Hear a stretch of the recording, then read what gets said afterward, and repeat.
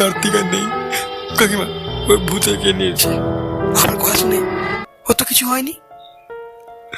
আমি আমি তো অবাক হয়ে গেলাম। Welcome to my YouTube channel ভূত কথা কিংসু 2.0। নমস্কার, আজকে আমি একটি ভয়ঙ্করতম ভূতের ঘটনা শোনাতে যাচ্ছি, যা আমার সাথে ঘটেছে। সময়টা 2022 8ই মে বিকেল 5টা। আমি ফুটবল খেলতে খেলতে পড়ে গিয়ে আঘাত পাই এবং পাশেই ওষুধ দোকান ছিল, ওইখানে ব্যান্ডেজ করি এবং ওষুধ লাগাই। রাস্তায় হেঁটে হেঁটে বাড়ি ফেরার সময় আমার ওই পেছনে কিছু একটা নোটিস করলাম, কিছু আওয়াজ। আমি ভাবলাম হয়তো বিড়াল কাঁদছে বা কিছু। বিকেল 5টা, কিন্তু ওই সময় আবার কে হতে পারে এটা ভেবে এড়িয়ে গেলাম। বাড়ি এলাম, ফ্রেশ হলাম, কিছু খাওয়া দাওয়া করলাম। দেখি আমার ফোনে মেসেজ এলো। সেই মেসেজটা ছিল, মরবি মরবি তুই মরবি। আমি রীতিমতো চমকে গেলাম, কারণ আমার ফোনে আগে কখনো এরকম মেসেজ আসেনি। আমি ঘাবড়ে গিয়ে আমার বন্ধুকে কল দিই, ভাই আমার বাড়িতে কেউ নেই এবং আমি বাড়ি এসে ফ্রেশ হয়ে দেখি আমার ফোনে মেসেজ আসছে, মরবি তুই। ভাই ভয় লাগছে, ভাই ভাই ভয় লাগছে। ভূত মনে আমার সঙ্গে এসছে। আমার বন্ধু বললো, দেখ ভূত ফুত বলে কিছু হয় নাকি, কোনো ভূত ফুত নেই ভাই। যাচ্ছি, দাঁড়া, চিন্তা করিস না। সেই মতো বন্ধু আসলো, নিজেকে সামলে নিলাম। বন্ধু এলো, বন্ধু এসে হঠাৎ বললো, ভাই তোর মনে আর নেই আজ মেলা আছে? আমি মেলা কথা শুনে আনন্দে নাচতে থাকলাম, কারণ আমি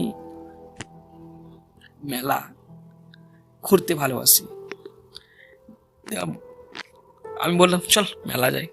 বন্ধু বললো চল, আর আর ভূত ফুত বলে কিছু হয় না, ঠিক আছে। আমরা হেঁটে হেঁটে গেলাম, কারণ বাড়ির পাশে তো মেলা হচ্ছে না। এতে এতে আমি নোটিস করলাম আমার পিছনে কিছু একটা আসছে, কিছু একটা। বন্ধুকে বললাম, ভাই কিছু একটা আসছে ভাই, মেলা তো যাচ্ছি কিন্তু পেছনে কি একটা আছে ভাই। আরে ভাই পাগল নাকি, কেউ নেই, আর ভূত ফুত বলে কিছু হয় না। মেলা পৌঁছালাম, আইসক্রিম ফুচকা সব খাওয়া দাওয়ার খেলাম, ঘুরলাম। মেলার এত ভিড়ের মধ্যে কেউ একটা আমার কাছে দেখছে, একটা বাচ্চা ছোট ছেলে ভিড়ের মধ্যে শুধু আমাকে দেখে চলেছে। আমি সেই ভিড়ের মধ্যে ওই ছেলেকে দেখে ঘাবড়ে যাই, কারণ এত লোকজন থাকতে ওই বাচ্চা ছেলে আমার দেখে দেখছে। বন্ধুকে বললাম, ভাই অনেক রাত হলো, চল বাড়ি যাই। আমার কথা মতো বন্ধু বললো চল। রাস্তায় আস্তে আস্তে দেখি আমাদের যে গ্রামের উল্টো দিকে রাস্তাটা, ওটা কাজ হচ্ছে। আমাদের বাড়ি যাবো দুটো রাস্তা, একটা গাছে ওই জঙ্গলের কাছ দিয়ে, আর একটা বাইপাস দিয়ে ফাঁকা। যেহেতু কাজ হচ্ছে তাহলে আমরা জঙ্গল দিয়ে হাঁটবো, যেমন কথা তেমন কাজ। আমরা হাঁটতে হাঁটতে জঙ্গল কাছে পৌঁছালাম, দেখালাম গাছ থেকে কিছুটা বেবাস করে পড়ছে।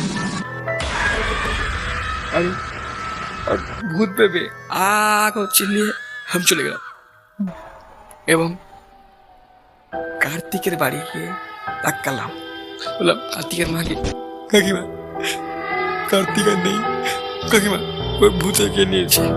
আমার কথা শুনে কার্তিক আমার রীতিমতো ভয় পেয়ে কান্নাকাটি শুরু করতে লাগে এবং তার বাবা বেরিয়েছিল, বলে চল কার্তিক খুঁজতে যাবো। দিয়ে আমরা সবাই কার্তিকে খুঁজতে দেখি জঙ্গলের পাশে যাই, দেখি না কার্তিক তো দিব্যি বেঁচে আছে, ও তো কিছু হয়নি। আমি আমি তো অবাক হয়ে গেলাম।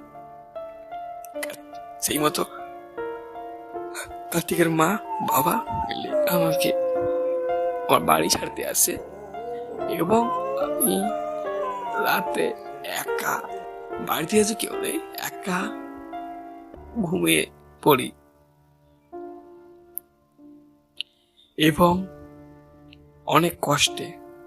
তারপর সকালবেলা যখন কার্তিকের বাড়ি যাই তখন শুনি যে কার্তিকের বাবা বলে যে কিছু বছর আগে একটা বাচ্চা মারা গিয়েছিল, ওই বাচ্চাটার অতৃপ্ত আত্মা ঘুরে বেড়ায় আমাদের এই রাস্তার কাছে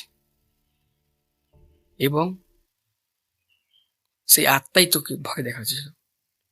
নমস্কার, ঘটনাটা শুনে আপনাদের কেমন লাগলো কমেন্টে মতামত জানিও এবং চ্যানেলে যদি নতুন হয়ে থাকো তাহলে সাবস্ক্রাইব করে দিও।